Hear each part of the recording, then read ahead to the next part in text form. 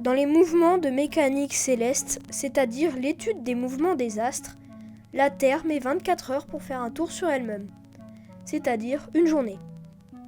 Chaque journée est partagée entre le jour et la nuit en fonction de l'orientation de la Terre par rapport au Soleil. Elle met 365 jours et 6 heures pour faire un tour du Soleil, ce que l'on appelle la période de révolution.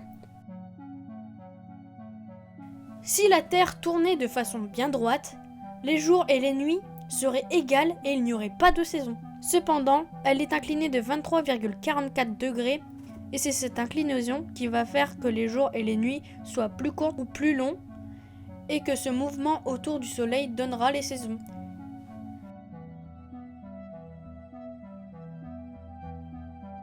Dans cette danse des planètes vient s'ajouter la Lune.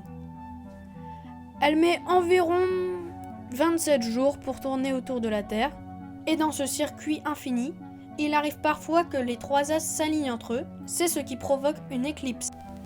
L'éclipse de Soleil. Lors d'une éclipse de Soleil, la Lune se place entre le Soleil et la Terre, ce qui vient cacher la lumière du Soleil sur la Terre. L'éclipse de Lune. Lors d'une éclipse de Lune, la Terre se place entre le Soleil et la Lune, donc la Lune passe dans l'ombre de la Terre. Lors d'une révolution lunaire autour de la Terre, on peut observer différentes phases. Lors de la nouvelle Lune, celle-ci est totalement invisible. Puis apparaît le premier croissant, le premier quartier, la Lune gibbeuse, la pleine Lune, et elle diminue ensuite.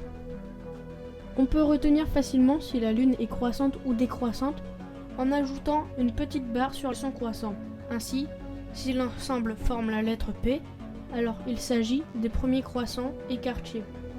La Lune est donc en phase croissante. Si par contre l'ensemble forme la lettre D, il s'agit alors des derniers quartiers et la Lune est alors en phase décroissante.